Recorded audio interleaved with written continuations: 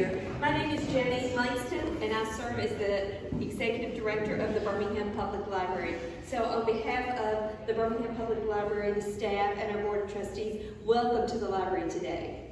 I know you were here anticipating a board meeting, but for various reasons, I think maybe the second time in the history that I can remember, we did not have a quorum today. So maybe it's fortunate because you showed up, so that's really awesome. And so it will be an opportunity to not be in a hurry and to do what you would like to do today. So we do have one board member here, Ms. Lynn Flowers Martin, and I've asked her to bring an invocation for us.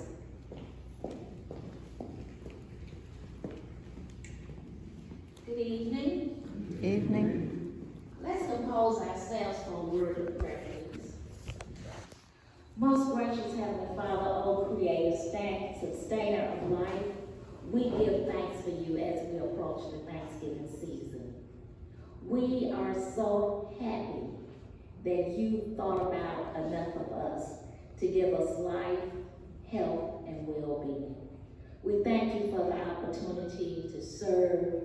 We thank you for the opportunity to help others, and we thank you for the opportunity to give us time to share with our families and friends during this Thanksgiving season. In Jesus' name we pray. Amen. Okay, and now I'd like to turn it over to one of our former board members, Mr. Sam Ringmore. Thank you, Janine. It's great to see so many of you here today. Chervis would be proud. I know he's looking at us right now and making whatever comments he wants to make. But anyway, this was going to be a presentation at a board meeting, so you just have to be flexible in this life. You never know what's going to happen. But I just want to let you know that a number of people, and let me say this, I'm not going to recognize anyone today except Martha at the proper time. But a lot of people wanted to honor Chervis. Chervis was a unique individual. And we tossed around some ideas. And when I say we, I guess I'm here as Chervis's friend, as a fellow lawyer, but also as a member of the YNBC Civic Forum, of which Chervis was a member. And I'm very proud that I was the one that invited Chervis to join YNBC a number of years ago. And in fact, the last time I saw Chervis, we were sitting at the same table at a luncheon. And then, of course, we heard the news of his untimely passing just a few weeks later. It was just such a shock and a surprise. But anyway, a group of us wanted to honor Chervis in some way. And we remembered that in his, I believe it was the program at his funeral, the family had reproduced an essay that Chervis wrote about the Birmingham Public Library. And we thought, well, wouldn't it be great to get that essay printed nicely and have some information about Chervis on it, have it framed, and that's what we've done today. And that's what you're here today for our unveiling. And I'm not going to read the whole thing, but I'm going to tell you something about Chervis, and then we'll go on with our unveiling. Did I bring my notes? Yes.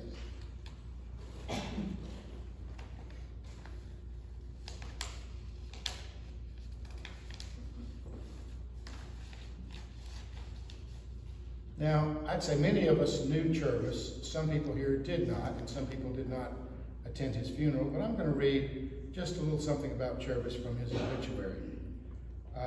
Chervis Isom Jr., of Birmingham, a beloved husband, father, and grandfather, attorney, author, civic leader, died unexpectedly on May the 18th of 2023 on a family trip to the Loire Valley in France to celebrate his 60th wedding anniversary. He died on Ascension Day, surrounded by family and the beauty of the French countryside. He was born March 9th, 1939 in Hodges, Alabama, to Hewlett Chervis Isom Sr. and Ora Wood Isom. He moved with his family to Birmingham in 1941, where his father became a Greyhound bus driver.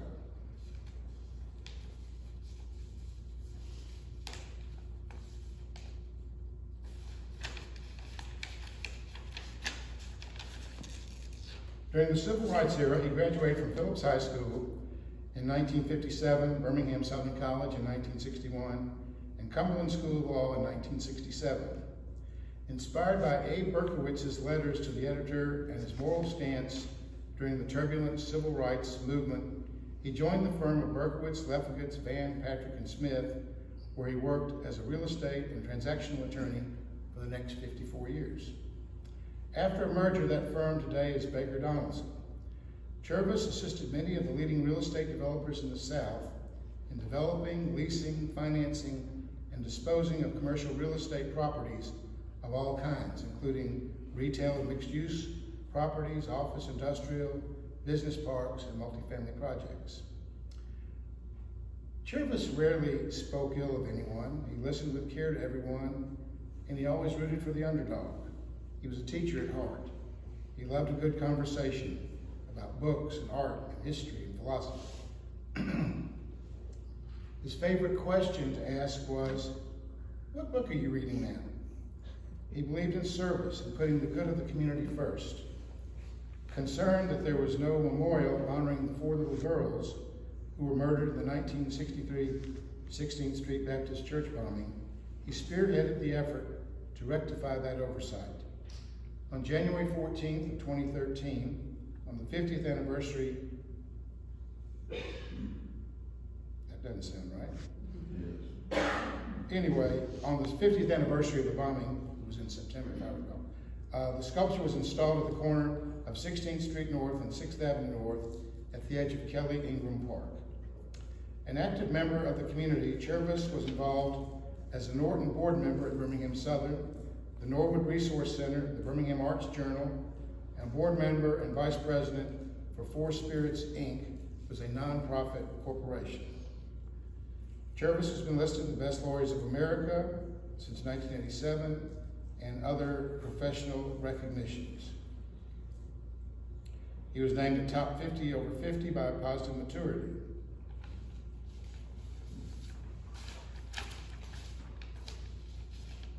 He was survived by his wife, Martha Green Isom, his children, Hugo, Chervis Isom III, Lanier of Birmingham, and Natalie Isom Sansom of Birmingham, and his grandchildren. He is also survived by his brother, Ed Isom, and his sister, Dale Hawkins. Chervis established 2 scholarships to be awarded to deserving recipients, preferably the ones who were first in their family to attend college. And these are the Chervis Isom Scholarship at Birmingham Southern and the Isom Scholarship at the Cumberland School of Law.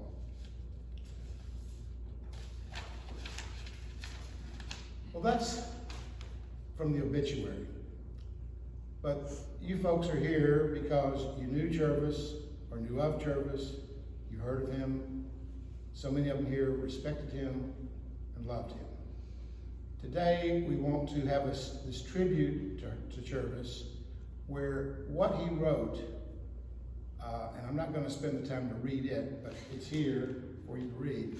But I just want to let you know that the essay that he wrote begins with this sentence, and it touches me, and it probably touches all of us. But he said this: "As a young boy, there was no place I loved like the Birmingham Public Library." That's the first sentence. And then he goes on to talk about his favorite place in the library, the reading rooms, where the murals were located. And he talks about the subjects of the murals. So what we at YNBC did was we wanted to tell a little something other than an obituary format about Chervis that's on the tribute, and I'll read that part. Attorney Chervis Isom practiced real estate law in Birmingham for over 50 years. In addition to being a successful attorney, Chervis was a scholarly soul. He grew up in Norwood, and he had keen insights about life. He published poems, essays, and a memoir entitled The Newspaper Boy, a book which traced his awakening to the immorality of segregation during his lifetime in Birmingham. The above essay about the Birmingham Public Library, written for Chervis's grandchildren, provides a look into his heart and soul and sheds light on how books, culture and history and philosophy influenced his life. He was a good man, a community activist of mild disposition who shared his thoughts through writing. This memorial is provided with thanks and admiration by his friends and fellow members of the YNBC Civic Forum of Birmingham, Alabama, on November 14th of 2023. And now, Martha, I'm going to ask you to come up so that we can unveil the memorial, and then whatever comments and introductions you'd like to make.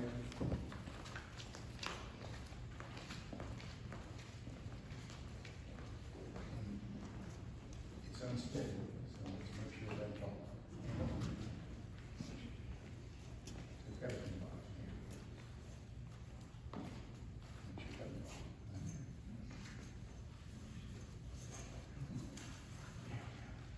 Still has the wrappers on. But this will be in the reading room. I'm glad you helped me. And that will be at the reading room. Do you want to take that?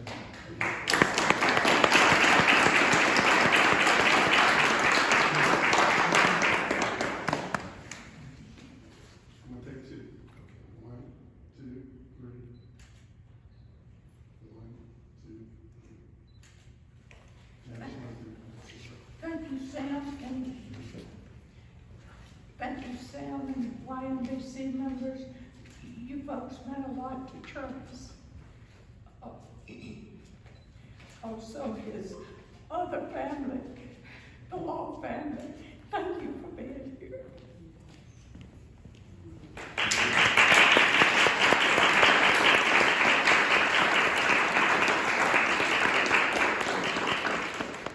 This was totally unscripted, as you can see. I'm going to ask, since I don't know the family members in person, if someone else would identify the family members that are here, or Martha, if you want to.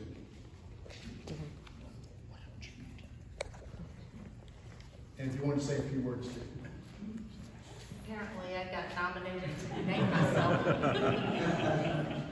My name is Natalie Isom Sansom. I'm Martha Chervis's daughter. My husband Ken is here, and our children, Jake and Mackenzie, or Jake and Maxie, are off at school and could not be here. Maxie was the one that was nominated to read the essay at Dad's funeral, and it meant a lot to us. So here, I said Ken, my brother is homesick, unfortunately, so I'm sorry Hugo's not here, but we have his lovely wife, Lanier, and then their children, Francis and Clint, and then my cousin, Drew Isom, who is my father's brother's child, youngest child, so I just want to make sure I got that. So thank you everyone for being here. Thank you for all of the reach outs you've done for our family. We're all heartbroken. I knew at some point in time we knew we'd lose my dad, but when it happened, we weren't expecting it. Sorry. Anyway, thank you for everyone being here. I was saying today that our having all the love given to us and so many people continuing to reach out is a blessing. But having my dad's legacy continue on cannot be measured in any way. It's just phenomenal. So we're immensely grateful to everyone who stepped into our lives over our journey. And thank you for the city of Birmingham for constantly standing behind us and remembering my dad. So thank you for each of you being here, and thank you for honoring my dad. Anybody else have words?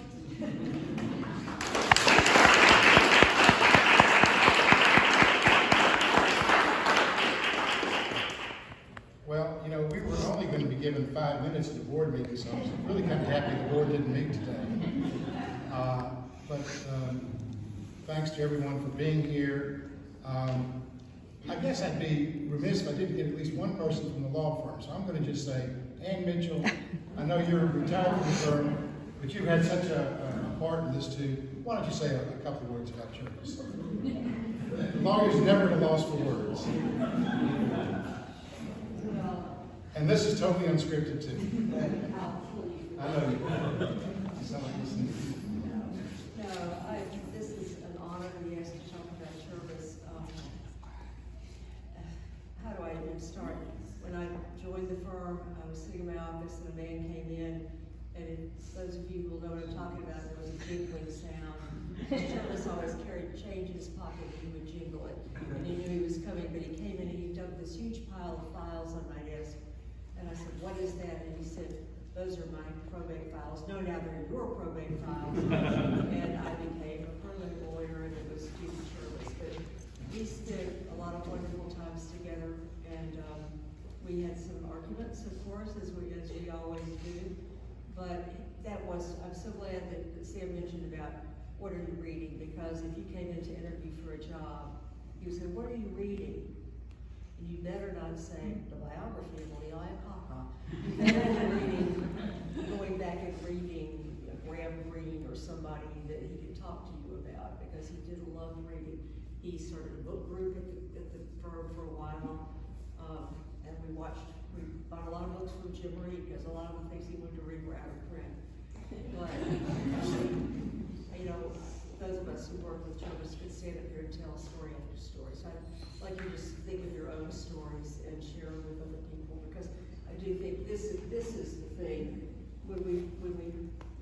Whoever came up with the idea to put this here, I think people come into the liberating room, if they can get in there, they have to find it. We'll read that, and when I sent that to other volunteers who work in the library bookstore, several of them just wrote back, "Wow." That was all that they could say. And that's about all I can say is, "Wow." So I will stop there. We have a volunteer here for a second. Steve Coleman, I'm Steve Coleman. I'm Chervis, and I was in a writing group for many, many years together. But what I want to comment on is Chervis's book, The Newspaper Boy. I believe that book was going to go down as one of the finest stories about real Birmingham and what it really has been about. And I think that it is a very undersung book, and that everybody should read it. I reread it recently myself, just to remember it. But Chervis really wrote a very fine thing, and if you haven't read The Newspaper Boy, please do. Thank you.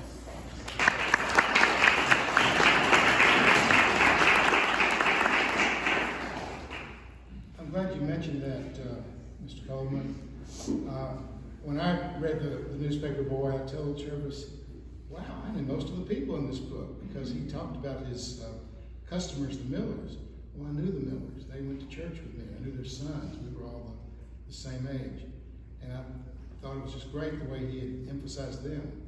And then the stuff he wrote about his dad.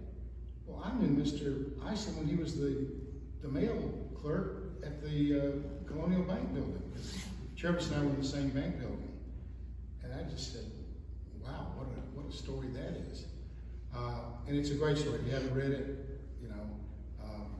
I bought Chervis's book, but he gave me an autographed copy, another copy. So I gave the copy that I bought to somebody else, and I've got the autographed copy. So anyway, I'm proud to have that.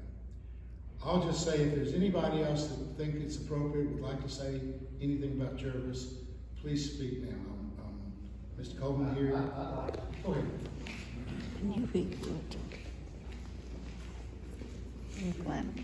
For those of you who do not know me, I'm David Silverstein, and I can't let this moment go without talking about Chervis.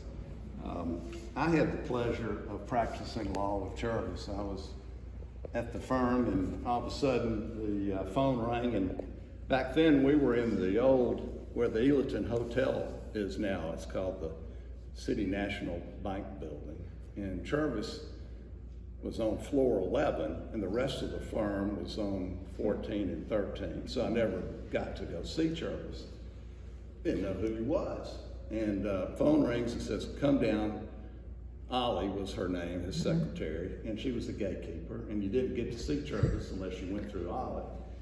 Come down, Mr. Chervis wants to see you. And I walk in, and we shook hands, and we became the dearest of friends immediately. And I often say that Chervis taught me everything that I know and about 50% of what he knew. And became the godfather of my son. And we had the best time, believe it or not, practicing law, if anybody has a good time practicing. But we had the best time practicing. We conquered so many issues together, really under his leadership. And to you, Martha, and the family, we will never forget Chervis, and I'm so thankful that he's been honored here, because he did love the library. He had a way with the pen that was very special. So thank you, Martha, for allowing us to be here with you. Yeah. Thank you, David.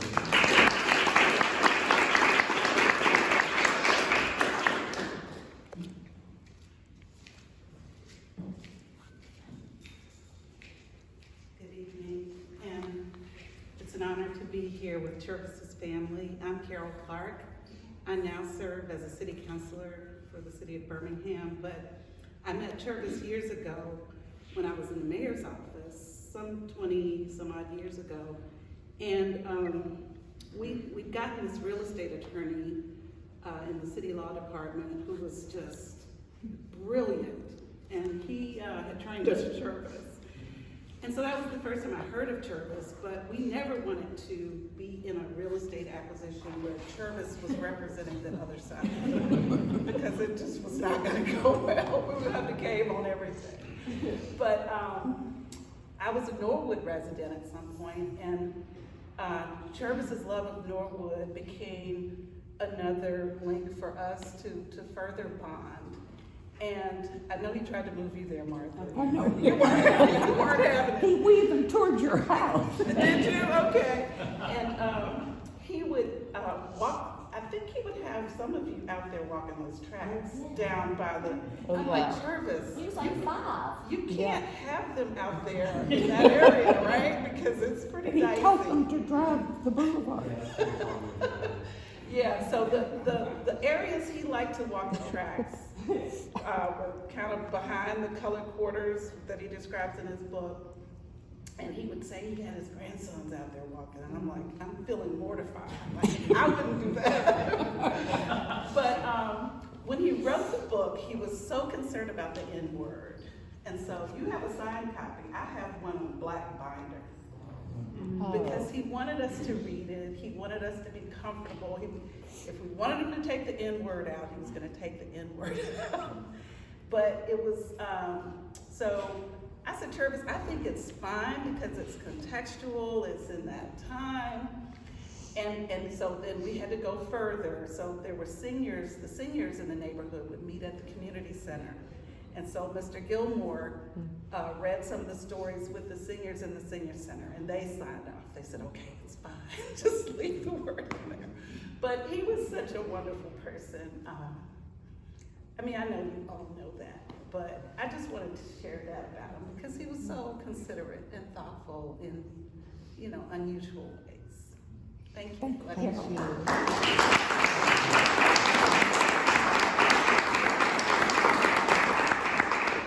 Just so you'll know, the tribute frame is going to be in the reading room downstairs of this building. We found the perfect place, didn't we, Mary Beth? Perfect place on the, it was an empty wall, and we had to measure it to make sure that we had exactly between 15 and 16 inches of space. So we've got just enough space to get it in there. But it'll be there where people can read this essay and look around, and what you're reading is all around you. It's going to be really beautiful. So, Janine, I think that what I would suggest is maybe if we could stabilize this, maybe have this on the easel downstairs or somewhere where there's easier access for the short run before it's permanently installed. That's just my suggestion, because once it's permanently installed, let's face it, until you open the park entrance, and I don't know when that's gonna be. It's hard to get to the reading room, it is. But that's where it'll be permanently placed, in the reading room where people can read it and look around and see it. And that's the beautiful thing. Is there anybody else? Yes.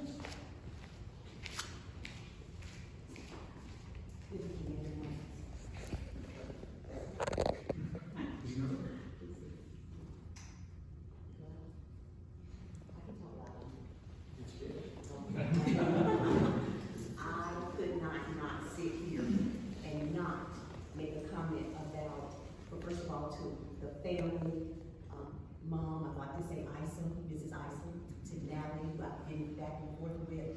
I was Mr. Isom's secretary after he retired. And that there by itself was a God-ordained assignment. Mr. Isom, when I first came to the firm, he welcomed me and he just really made me feel so good about working for Baker, Donaldson. And so I have a story. One day, Mr. Isom was having a bad day. And it was happening for a couple of weeks, Mrs. Isom, for a couple of weeks. And I'm like, Mr. Isom, what's going on? So, me being a pastor, I said, Mr. Isom, let's talk and talk. I said, I've been nothing but good to you. I've been nothing but patient with you. I've been nothing but, Mr. Isom wanted everything judged on the spot. So, at this time, I was like, are you okay? He says, I just got some things going on. I said, well, Mr. Isom, you know what? You're just like a father to me. And when I said that, it just took him to a whole nother place. We became and had such a wonderful relationship, not just as a secretary, but as like a daughter to a father. I have 2 children, and they would come to work. We had work at, come bring your children to work. Our children were little. And so I'm in the office just working away from Mr. Isom. And the next thing I know, Mr. Isom has my 2 children in his office reading to him. Reading to them and just explaining different things in life. And that just blessed me. I went in the office, I said, I'm gonna run back with them. I'm taking care of them. So it just blessed me. But I must say, Mr. Isom was a special person to me. And when I heard of his passing, it was like I didn't want to work at my firm. It's just like a death in my own, spirit. But of course, comfort came because what he left, the legacy he left, the things that he did, and it's the read of the book, the paper, Newspaper. Newspaper boy, yes, thank you. That just blessed me because we had many conversations that really brought out the things. We had so many other discussions, but the thing that I remember most is he's a kind man, a patient man, and he moved fast, so I had to move fast with him. But I just could not say something about the wonderful legacy and life of Mr. Isom, and he's in our hearts. So I believe he wants us to rejoice in the midst of his absence, but remember everything that he has done, and I think that should be our joy, even during the holiday seasons. Remember the joy that he has spread and the things that the legacy that he has left. So bless you, family, and bless everyone that are here tonight, because again, that was my Mr. Isom and a father to me. Thanks, Di.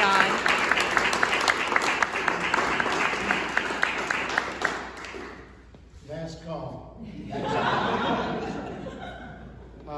Like I said, this is going to be a board meeting. I don't know how this was going to work out, but I think it turned out nice this way. So thank you all for coming. Roy, if you need some more pictures, let us know if the picture with family. All right, so family, you need to stay so we can take some pictures with you all. And if you want to come and see the tribute.